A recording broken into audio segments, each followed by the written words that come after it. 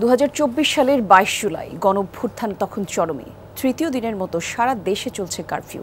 Internet বিচ্ছিন্ন থাকায় থেমে থাকে যোগাযোগ আর অনলাইন বাণিজ্য। মাঠে সশস্ত্র বাহিনীর সাথে দায়িত্বে ছিল বিজিবি এবং পুলিশ। পরিস্থিতির ব্যাপকতায় আতঙ্কের সাধারণ মানুষ।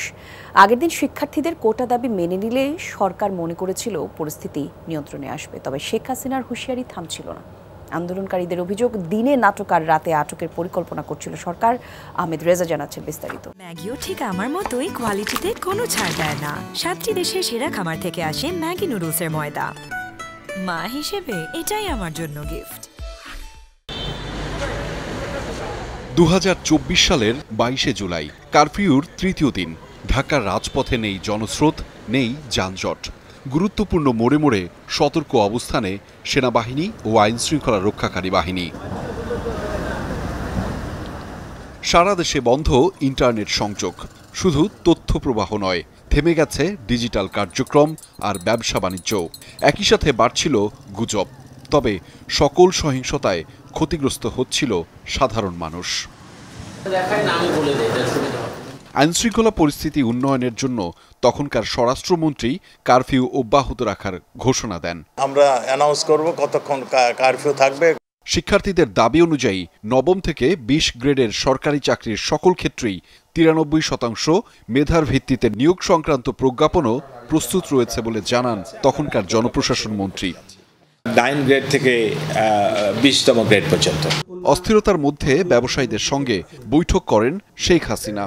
বৈঠকে শেখ হাসিনা বলেন, শিক্ষার্থীদের আন্দোলনের পেছনে রয়েছে বিএনপি, জামাত।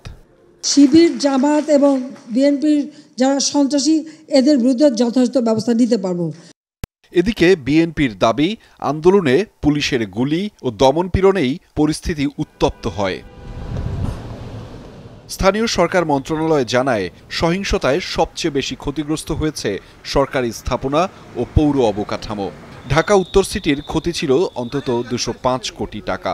ক্ষতিগ্রস্ত হয় এলজিআরডি ভবন, জেলা পরিষদ, রাষ্ট্রীয় টেলিভিশন ভবনও। সেনাপ্রধান জেনারেল ওয়াকারুজ্জামান ক্ষতিগ্রস্ত এলাকা পরিদর্শন করে বলেন, দেশের সম্পদ ধ্বংস করে কেউ লাভবান হবে না। একসাথে কাজ করলেই কেবল পরিস্থিতি স্বাভাবিক হবে। আমরা সবাই একসাথে কাজ করতে পারি, তাহলে আমরা এই পরিস্থিতি আরও উন্নতি করতে পারবো।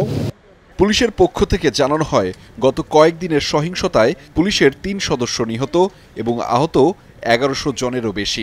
দায়ের হয়েছে অন্তত 30টি মামলা। রাজধানীতে গ্রেফতার করা হয়েছে 600 জনের বেশি। আন্দোলনকারীরা বলছিলেন, সরকার দাবি মেনে নিলেও রাতে আন্দোলনকারীদের আটক করা হচ্ছিল। তাদেরকে দমন করার জন্য, কার্যকরভাবে দমন করার জন্য যা করা প্রয়োজন সরকার করছে এবং করবে। নাহিদ, আসিফ, বাকেরকে তুলে নিয়ে যায় এবং এর পরবর্তীতে আমাকে, হাসনাতকে, পরবর্তী নুসরাতকে নিয়ে যায়। তো ডিবির যে দিনগুলো, এই দিনগুলো আরও আমার মনে হয় যে কাইন্ড অফ নৃশংস বলা যায়। আমরা মিনা বাজারে আমরা 2 জন আসি, তখনই ওখান থেকে আমাদের ডিবি আমাদেরকে পিক করে 2 জন মানুষকে ধরার জন্য 16 থেকে 18 জন মানুষ আসে এবং প্রত্যেকে ওয়েল ইকুইপড, ওয়েল আর্মড।